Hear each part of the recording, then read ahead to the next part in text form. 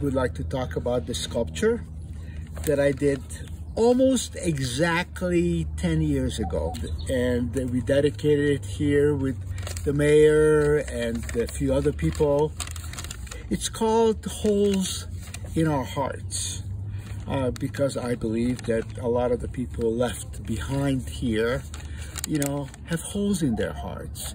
So I made holes in these sculptures as a way to celebrate those people who have gone beyond, and let these holes, there are 400 of them, because 400 people died.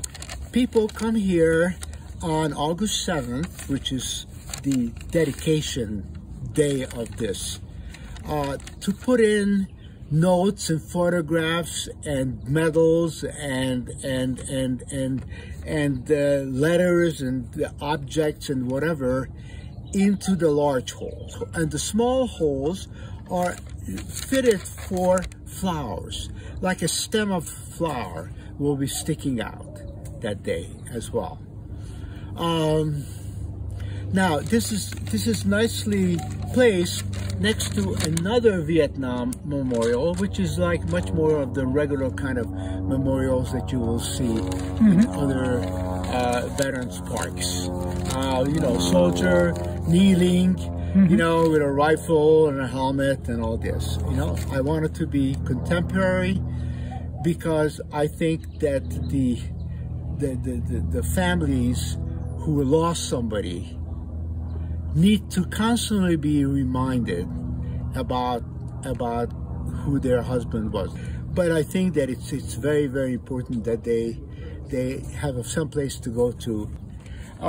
These I call message boards or message walls. Okay, and they feature the holes in which to leave memorabilia, flowers, notes, photos, objects to someone.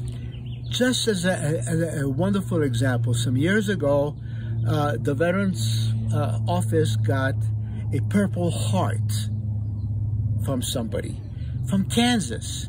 The lady was dying. Her husband died in Vietnam. He got a Purple Heart. She had no family left, so she sent it to us here, you know, to store it.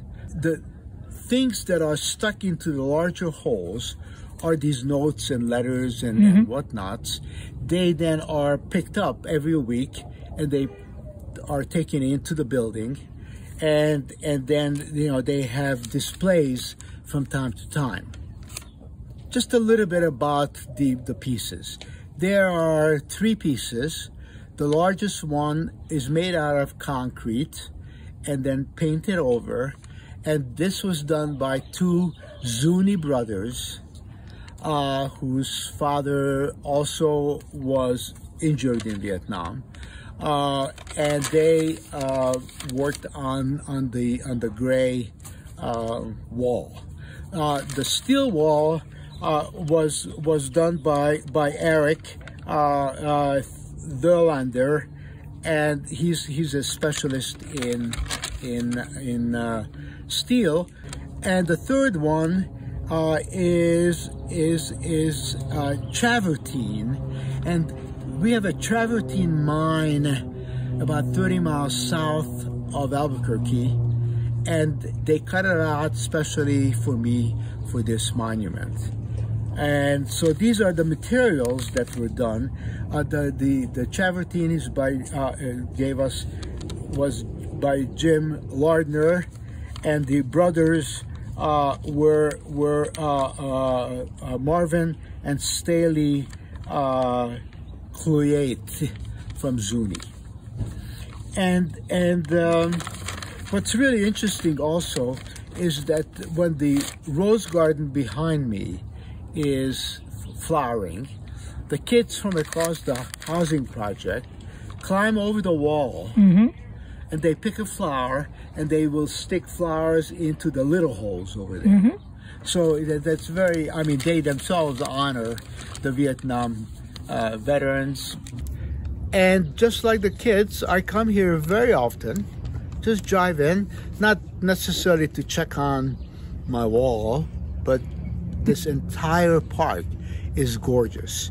They say that after the Vietnam Memorial in Washington, D.C., this is maybe second, third, or fourth place in the country in terms of its beauty, its broadness, and its explanations. I also would like to thank really, like Roger Knight, who was one of the leaders of the Veterans Park here, Sarah Bernalessi, and of course Tina Reams, who's an architect friend of mine, and I think also the Albuquerque Arts Board.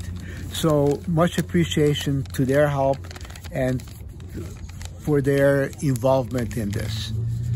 Thank you.